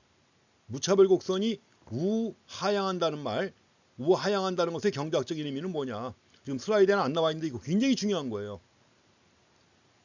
전 다음 슬라이드에 나올 줄 알았더니 지금 개정된 책에서 지금 11판 책에서 나온 거기 때문에 그 얘기까지는 안 봤는데 그래서 원래 제가 10판 가지고 얘기할 때는 제가 추가해서 설명을 해놨는데 이건 미처 확인을 못했습니다. 11판으로 바꾸면서 다시 한번 얘기합니다. 우리 앞에 슬라이드입니다. 무차별 곡선이 우하향한다는 말은 전과 동일한 만족을 유지하되 어느 한 재화의 소비량을 증가시키기 위해서는 한 재화의 소비량을 증가시키려면 다른 재화의 소비량을 어떻게 한다? 줄여야 된다는 얘기죠. 그러니까 이 재화의 소비량을 줄이고 대신 이 재화를 소비해도 만족은 똑같다는 거 아니에요. 이걸 소비량을 줄이고 대신 이걸 소비해도 만족은 똑같다. 이 얘기는 뭐예요? 두 재화 간에 대체가 가능하다는 거죠. 이럴 때 두 재화 간에 그러면 어느 정도의 비율로 대체가 되는가 하는 거 있죠. 대체는 가능한데 그러면 두 재화 간에 어느 정도의 비율로 대체가 되는가 하는 거 이걸 뭐라고 하느냐 하면 이걸 여기 나와 있는 한계 대체율이라고 합니다. 한계 대체율. 지금 말씀드린 것처럼 다시 한번 요거 쓰겠습니다. 다시 한번 요거 쓰게 되면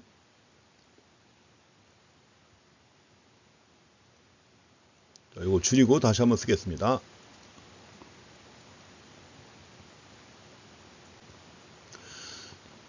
이제 여기서 이제 편의상 아까는 우리가 한쪽인 커피였고 한쪽은 녹차였잖아요. 근데 여기서 커피를 갖다가 X제라고 표현합니다. 커피를 갖다가 X제로 표현하고 녹차를 갖다가 Y제로 표현해요. Y제로 표현한다.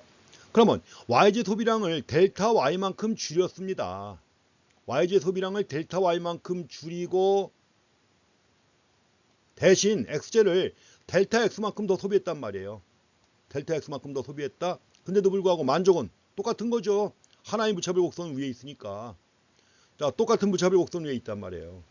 그럼 이럴 때 두 재화 간의 대체가 가능하다고 할 때 어느 정도의 비율로 대체가 되는가 하는 거 있죠. 어느 정도의 비율로 대체가 되는가 이 개념을 우리는 한계 대체율이라고 합니다. 한계 대체율. 한계예요. marginal rate of substitution이라고 그러죠. 대체. substitution 대체.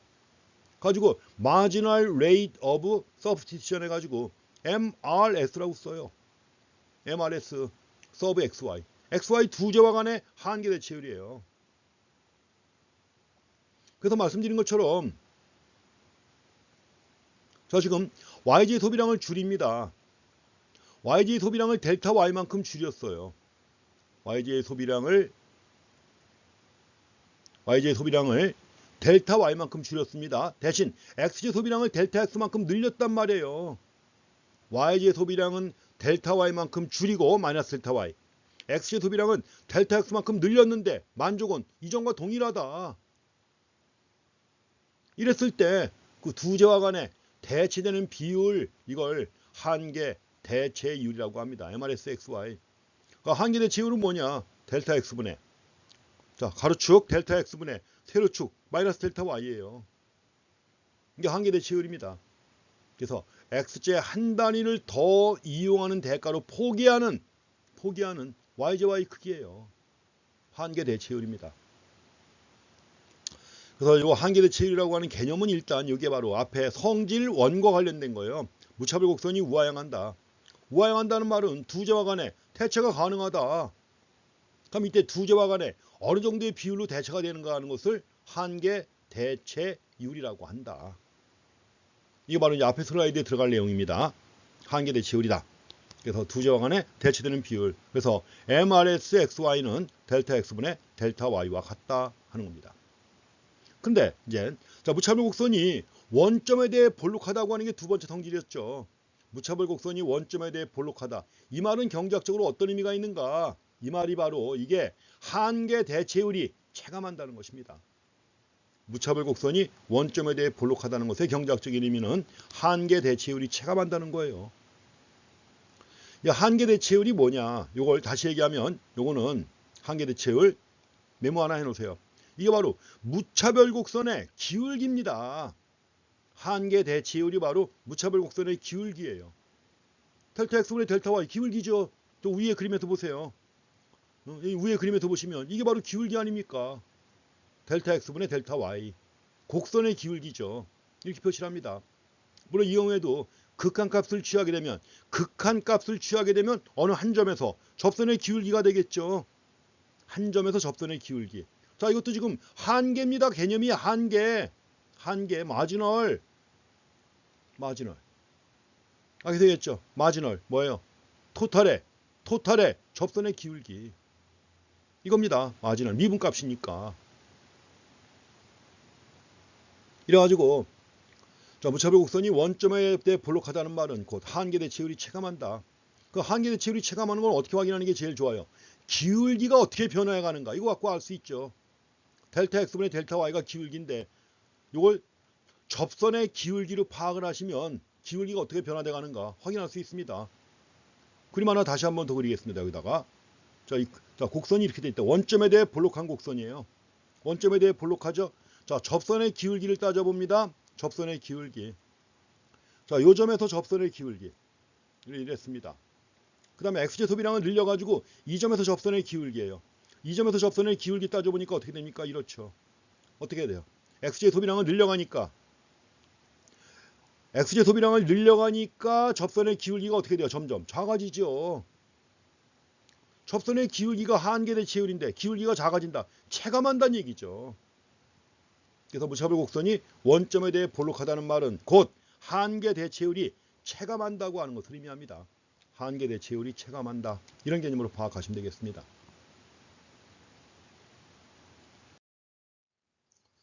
자 이렇게 해가지고 한계 대체율을 여기서 직접 계산했습니다. 직접 계산해가지고 나왔는데 A점에서 한계 대체율 구하니까 5분의 12, 2.4가 나와요. A점에서는 2.4. 그 다음에 자 B점에서 C점으로 갔어요. C점으로 갔을 때 한계 여기서 이제 A점에서 B점으로 왔을 때 한계 대체율 소비량을 똑같이 이만큼씩 증가시킨 거 5개씩 증가시켰어요. 5개씩 계속해서 커피 소비량을 증가시켜 나갈 때 한계 대체율이 어떻게 되는가 계산하니까 이렇게 돼요. 점점 체감하죠. 왜 그러냐? 원점에 대해 볼록하다는 게 그겁니다. 원점에 대해 볼록하다는 것은 바로 한계 대체율이 체감한다는 것입니다. 체감한다. 자, 이런 말로 이해하시면 되겠습니다.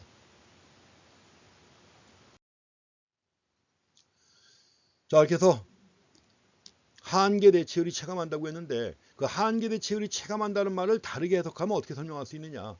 한계 대체율이 점점 작아져야 지금 작아집니다. 이 말은 곧 뭐냐. XJ 소비량을 증가시킴에 따라 XJ 소비량을 증가시킴에 따라 YJ와에 대한 XJ의 상대적 중요성이 점점 감소한다는 얘기입니다. 잘 이해하셔야 돼 이것도. 그래서 한계 대체율이 체감한다는 말, 이 말은 곧 XJ 소비량이 증가하면 증가할수록 YJ와에 대한 XJ와의 상대적 중요성이 감소하는 것이다. 이런 개념입니다. 상대적 중요성이 감소하는 것이다. 이런 개념으로 파악하시기 바랍니다. 자, 이렇게 해서 다시 한번 원점에 대해 볼록하다는 거, 한계 대체율이 체감한다는 것이고, 한계 대체율이 체감하게 되면 한재와의 소비가 증가하면 그재와의 중요성이 점점 낮게 평가되는 거예요. 한계 대체율이 체감하기 때문에. 그래서 한계 대체율이 체감한다. 이 말은 어느 한재와의 소비가 증가하면 소비량이 증가하는 그재와의 중요성은 점점 낮게 평가된다는 얘기예요. 또 반면에 어느 한재와의 소비량이 감소하게 되면 상대적으로 그재와는 점점 높게 평가가 된다는 겁니다. 그래서 우리가 한계 대체율 체감의 법칙도 중요한데 한재와의 소비량이 많아질수록 그재와에 대한 상대적 중요성은 점점 감소하는 것이다. 그렇게 정리해 주시기 바랍니다. 어느 한재와의 소비량이 증가하면 증가할수록 그재와의 중요성은 점점 감소하는 것이다. 이게 바로 한계 대체율이 체감한다고 하는 것에 또 다른 의미가 되겠습니다. 그렇게 해서 내용 정리해 주시기 바랍니다. 다음에 무차별 곡선은 서로 교차할 수 없습니다. 왜냐하면 동일한 무차별 곡선 위에서는 만족 수준이 똑같잖아요. 그럼 여기서 보게 되면 예컨대 A점하고 C점 비교해 보세요. A점하고 C점은 동일한 무차별 곡선상에 있죠. 그럼 A점하고 C점은 동일한 만족을 줍니다. 근데 그럼 B점하고 C점을 갖다 비교해 보세요. B점하고 C점도 동일한 무차별 곡선 위에 있죠. 만족이 똑같습니다. 그럼 당연히 A하고 C하고 동일한 만족을 얻고 B하고 C가 동일한 만족을 얻는다. 그럼 A하고 C도 동일해야 되는 거죠. A하고 C가 동일한 만족을 얻어야 되는 건데 지금 그림에서 본다면 가능합니까? A점이 B점보다는 오른쪽 위에 있잖아요. A점이 B점보다 오른쪽 위에 있다고 하면 당연히 뭐요? A점이 더 높은 수준의 효용을 주는 거 아니에요. 성립이 돼야 안 돼요. 교차한다면. 안 되는 거죠. 그래서 논리상 모순이 되는 것입니다. 논리상 모순. 그래서 A와 C, B와 C가 같은 무차별 곡선상에 있다. 그렇기 때문에 효용 수준이 동일하다는 것은 모순이 되는 거죠. 그렇기 때문에 이런 논리에 따라 무차별 곡선은 교차할 수 없다는 겁니다. 이게 바로 이제 선호, 서열의 공리에서는 이걸 이행성이라고 그래요. 이행성. 그런데 A와 C가 같고 B와 C가 같다면 A하고 B도 같아야 된다는 거죠. 이런 걸 이행성의 논리라고 합니다. 이행성의 원리. 이행성이라고 하는 건데 지금 만약에 무차별 곡선이 서로 교차한다면 뭐예요? 이행성의 공리를 위반하는 거예요. 지금 한 말도 여기가 지금 우리가 초보 수준이기 때문에 안 나왔지만 이행성이라고 합니다. 영어로 트랜지티비티라고 해가지고 트랜지티비티 해가지고 이행성. 그래서 만약에 A가 B보다 크고 B가 C보다 크다. 그럼 당연히 A는 C보다 커야 되는 거죠. 그러한 공리를 갖다가 이행성이라고 하는 건데 만약에 교차한다면 이행성의 공리에 어긋나기 때문에 성립될 수 없다는 거죠. 그렇게 설명을 많이 합니다. 그래서 무차별 곡선은 교차할 수 없다는 거 내용 정리하시기 바랍니다. 시간이 꽤 흘렀지만 예산선 마주 보겠습니다. 처음에 계획이 예산선까지 보는 거였어요. 그렇기 때문에 예산선 슬라이드가 한 10개쯤 남았는데 그냥 시간이 걸려도 일단 보고 지나가겠습니다. 여러분들은 그냥 쉬었다 보시면 되잖아요. 그렇죠? 이제 두 번째가 예산선입니다. 이게 소비자의 예산 제약이에요. 예산 제약. 그렇잖아요. 소비자는 아무리 많이 소비하고 싶어도 자신의 예산을 초과할 수는 없죠. 많이 소비하고 싶어도 예산을 초과할 수 없는데 이게 바로 소비자의 제약 조건입니다. 제약 조건. 좀 전에 봤던 무차별 곡선은 소비자의 효용함수입니다. 두 재화를 섞어서 소비할 때 효용함수였고 소비자야 많이 소비하고 싶지만 그럴 수 없죠. 제약 조건이 있단 말이에요. 그래서 소비자 행동의 객관적인 제약 조건이에요. 왜냐하면 그 예산선을 구성하는 게 XJ 가격, YJ 가격, 소득 이렇단 말이에요. 다 객관적인 거죠. 좀 전에 봤던 효용함수는 무차별 곡선은 주관적인 겁니다. 소비자의 만족이 반영된 거예요. 주관적이죠. 그런데 가격선 또는 예산선이라고 할 때는 객관적인 제약 조건입니다. 이걸 지금은 뭐 대부분의 교과서에서 예산선이라고 불러요. 영어로 버짓 라인이라고 합니다. 버짓 예산이에요. 버짓 라인. 근데 이걸 옛날 교과서에서는 가격선이라고 많이 불렀어요. 프라이스 라인. 프라이스 라인 해가지고 가격선이라고 많이 불렀고 아직도 그렇게 나오는 책이 좀 있습니다. 그렇지만 대부분의 교과서에서 예산선이라고 합니다. 버짓 라인. 그래서 우리가 약자를 쓸 때도 BL이라고 하는 또는 B라고 하는 약자를 쓸 것입니다. 이게 소비자의 제약 조건인데 소비자의 제약 조건이라고 하면 뭐가 있겠어요? 자, 소득을 초과할 수는 없잖아요. 근데 얼마나 많이 구매할 수 있는가에 중요한 게 바로 뭐예요? 투자와의 또 가격이 있잖아요. 가지고 예산선은 투자와의 가격과 소득에 의해서 예산선이 결정되는 겁니다. 자, 이제 소비자의 소득과 X제 가격 PX하고 Y제 가격 PY가 주어졌다. 그럼 예산선은 어떻게 만들어요? 자, PX 곱하기 X 더하기. 자, PX 곱하기 X 하면은 뭐예요? X제를 구입할 때 X제에 대한 지출액이죠. PY 곱하기 Y는 뭘까요? Y제에 대한 지출액이죠. 근데 X제에 대한 지출액과 Y제에 대한 지출액이 소득을 초과하면 돼요? 안 돼요? 안 됩니다. 이 M이라고 하는 게 바로 소득을 의미하는 거예요. M은 대부분 다 소득을 나타낼 때 I 또는 M으로 표시합니다. 근데 I라고 하는 게 보통은 뭐예요? 인베스트먼트. 투자를 나타내잖아요. 투자를 나타내기 때문에 M을 씁니다. 물론 이제 M도 뒷부분에 가면 M은 money, 통화량을 나타내요. 근데 그냥 그 거시분이하니까는 그냥 내버려 두고 소득을 나타낼 때 M으로 많이 씁니다. income 해가지고 M. 자, 그래서 M은 PX 더하기 X, PX 곱하기 X 더하기 PY 곱하기 Y가 됐죠. 근데 이것도 무차별 곡선하고 똑같은 공간에 표시를 해야 돼요. 무차별 곡선하고 똑같은 공간에 표시를 해야 되기 때문에 Y를 중심으로 정리해 줍니다. 자, 무차별 곡선 가로축이 XJ양, 가로축이 XJ양, 세로축이 뭐예요? YJ양이란 말이에요. 아까는 우리가 커피의 양, 가로축은 커피의 양, 세로축은 녹차의 양이라고 봤지만 커피를 X라고 하고 녹차를 Y라고 하면 당연히 세로축이 Y가 되는 거 아닙니까? 그러니까 당연히 이것도 Y를 중심으로 정리하는 거예요. 그래서 Y를 중심으로 정리해주면 식이 어떻게 되겠습니까? Y를 중심으로 정리하면 M-PY 마이너스 PY분의 PX 곱하기 X가 되겠죠. 그래서 이걸 그대로 그리면 어떻게 그려질까? 이렇게 그려지겠죠. 이렇게. 그럼 이때 Y축의 절편이 뭐예요? Y축의 절편. 이게 바로 이게 절편이죠. Y축의 절편.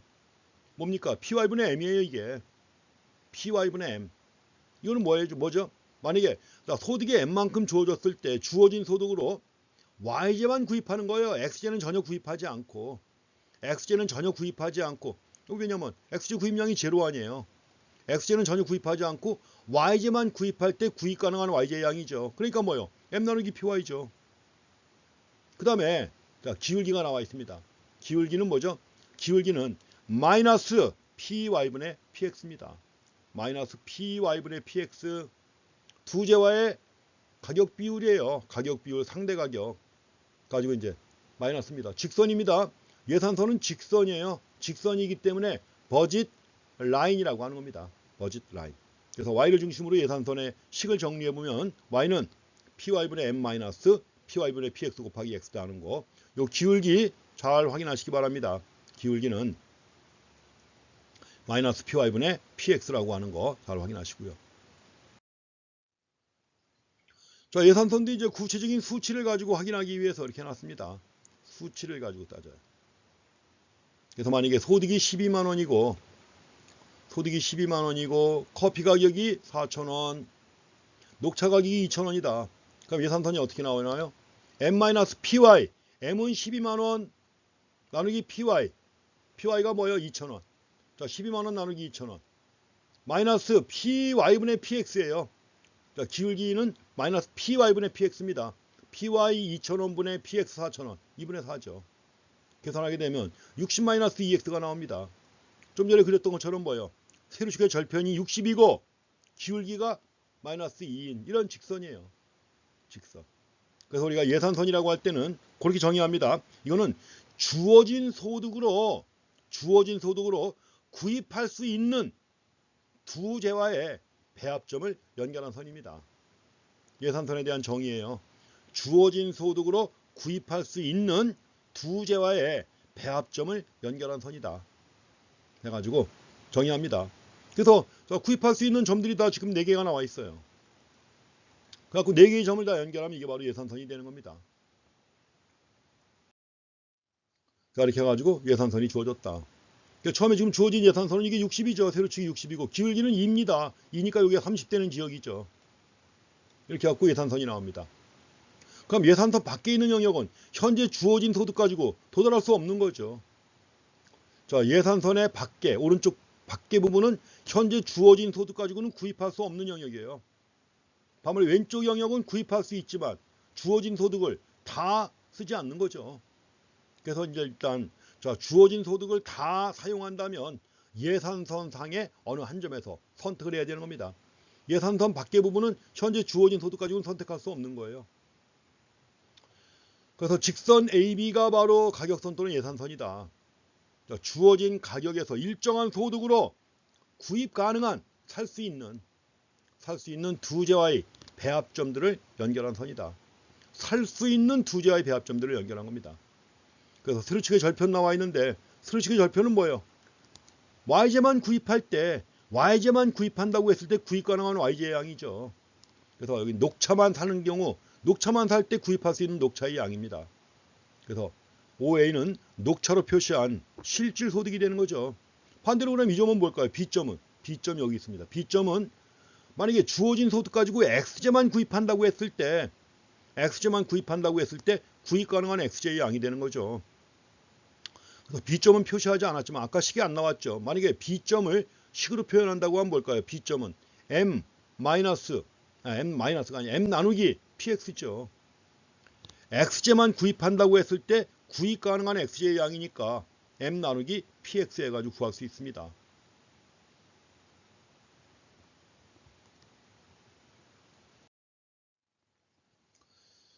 그리고 만약에 이제 여기서 좀 전에 주어졌는데 거기에 예산선이 이동한 게 나왔었죠. 만약에 소득이 증가한다.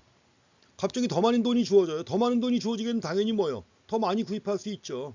그래서 소득이 증가한다면 예산선이 어떻게 될까요? 이렇게 해갖고 오른쪽으로 이동하겠죠. 평행하게. 왜냐면 소득만 증가한 거예요. 소득만 증가한 거니까는 두 재와의 가격은 변화가 없잖아요. 두 재와의 가격은 변화가 없이 소득 M만 증가한 것이기 때문에 평행하게 밖으로 이동합니다. 소득이 증가하면. 반면에 소득이 감소하게 되면 평행하게 기울기는 변화가 없이 평행하게 안쪽으로 이동하겠죠. 그렇습니다. 자, 소득이 증가한다. 그러면 평행하게 오른쪽으로 이동할 것이고 소득이 감소하게 되면 평행하게 왼쪽 이동하겠죠. 여기서 이제 기울기의 의미를 확인하셔야 됩니다. 기울기 해가지고 PY분의 PX. 물론 엄밀하게는 마이너스였죠. 아까. 마이너스 PY분의 PX였습니다. 이게 바로 뭐냐? PY분의 PX는 두 재와의 가격 비율이에요. 기울기가 바로 두 재와의 가격 비율입니다. 근데 가격 비율인데 그 가격 비율을 갖다 흔히 뭐라고 표현하느냐 하면 상대 가격이라고 부릅니다. 이거 굉장히 중요한 개념이에요. 상대 가격. 우리가 절대 가격 그러면 뭐예요? 절대 가격 그러면 1,000원, 2,000원, 3,000원 이런 거예요. 근데 상대 가격은 뭐냐? 가격 비율. 자, 두 재와의 가격 비율을 갖다 의미하는 거예요. 상대 가격은. 가격 비율 또는 상대 가격이란 말이에요, 이게. 그래서 녹차로 표시된 커피의 기회 비용이에요, 이게. 만약에 생각해 보세요. 기울기에서. 만약에 녹차 구입량을 증가시킨다. 녹차를 갖다가 커피 구입량을 증가시키게 되면 당연히 녹차 구입량은 어떻게 해야 되는 거죠? 포기해야 하는 거죠. 이만큼을 포기해야 되는 거죠. 자, X제를 더 구입하려면 Y제 구입량을 포기한다. 무슨 비용? 기회비용입니다. 그래서 가격선의 기울기 PY분의 PX는 가격 비율이고 두 재와의 가격 비율이고 상대 가격입니다. 그래서 상대 가격으로 표시한 기회비용이에요. 기회비용. 그래서 우리가 시장이 평가하는 커피 이용권의 가치를 녹차 이용권의 가치로 표시한 시장 교환 비율이고요. 교환 비율. 그래서 가격선이라는 게 결국 예산선이고 이게 기울기가 기회비용이란 말이에요. 그래서 가격선을 다른 말로 기회비용선이라고도 합니다. 아까 우리가 무차별 곡선은 다른 말로 등효용선이고 예산선은 다른 말로 과거에는 가격선이라고 했습니다. 가격선이라고 했는데 다른 말로 기회비용선이라고 할 수 있어요. 기회비용선. 기억하셔야 됩니다. 기회비용선.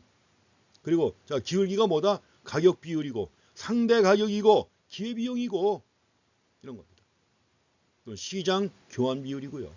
이렇게 해가지고 자, 예산선의 기울기가 갖는 의미를 확인하셔야 됩니다. 좀 전에 얘기했지만 예산선의 이동에 관해서도 보셔야 돼요. 왜냐하면 제약 조건이 달라지는 거예요. 제약 조건이 달라졌을 때 소비자가 어떻게 선택을 바꾸느냐 이걸 봐야 됩니다.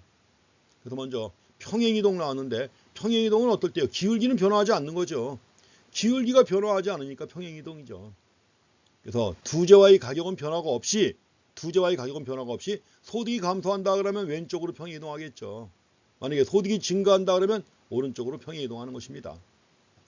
소득이 줄어들었다 가격선이 CD로 자, 왼쪽으로 평행이동합니다.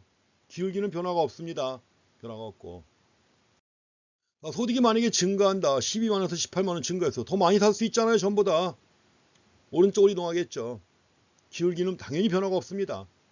평행이동하는 것은 기울기에 변화가 없다는 거죠. 근데 만약에 두 재화 중에 어느 한 재화의 가격이 변화한다 이러면 기울기가 달라지겠죠. 항상 보세요. 기울기는 PY분의 PX입니다. PY분의 PX.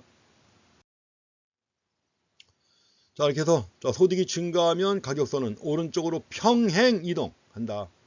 자, 소득이 감소하면 가격선은 왼쪽으로 평행 이동한다. 이렇게 정리 한번 해보시고요.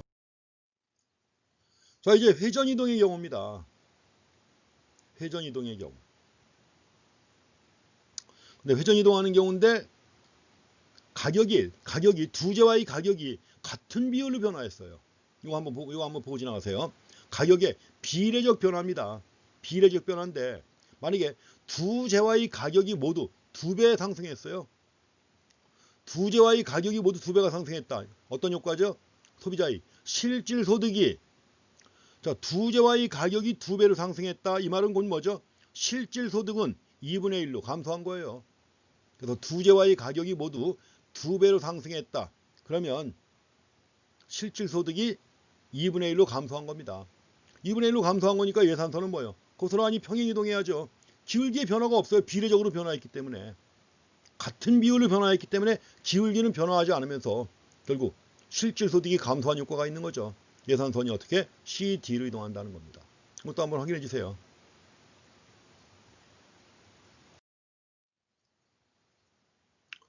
그럼 만약에 가격이 모두 2분의 1로 하락했다.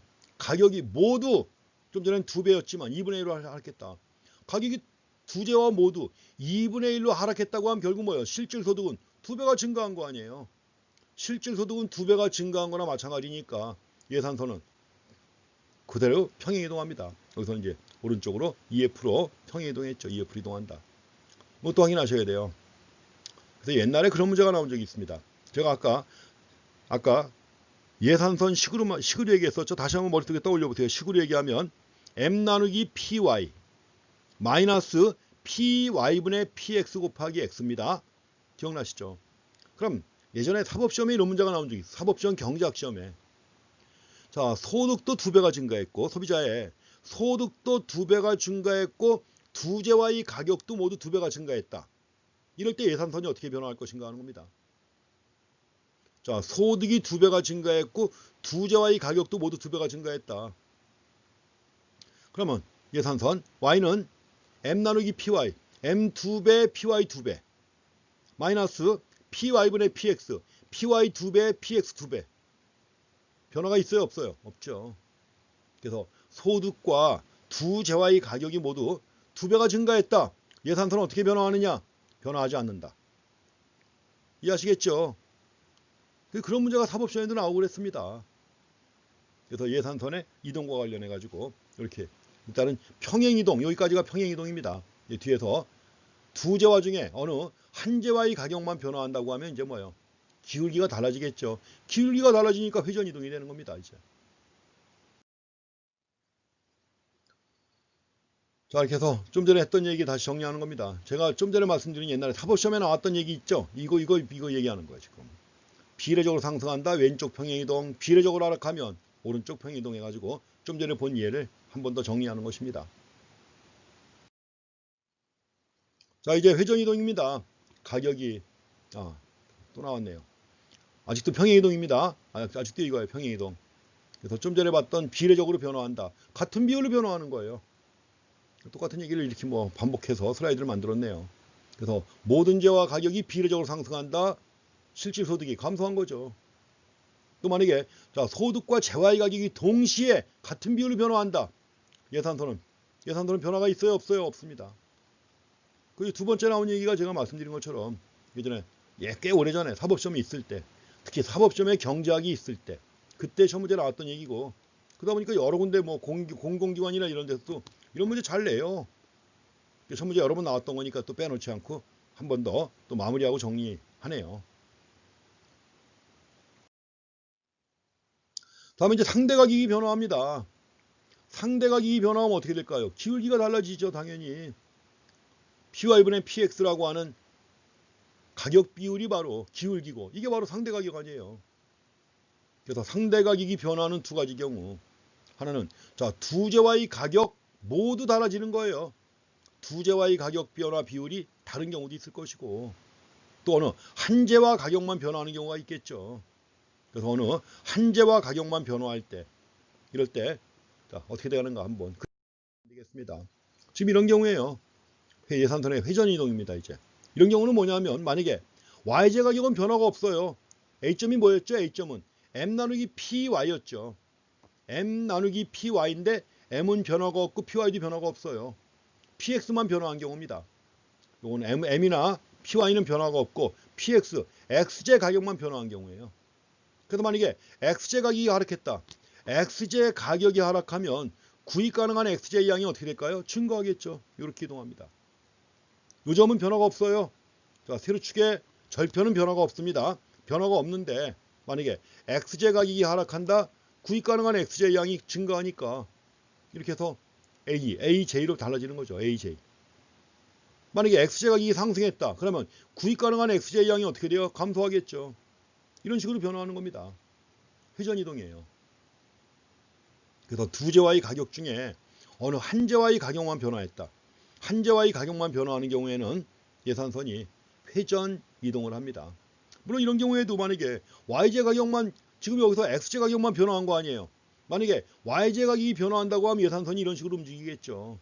처음에 예산선이 이렇게 있었지만 만약에 YJ 가격이 하락했다.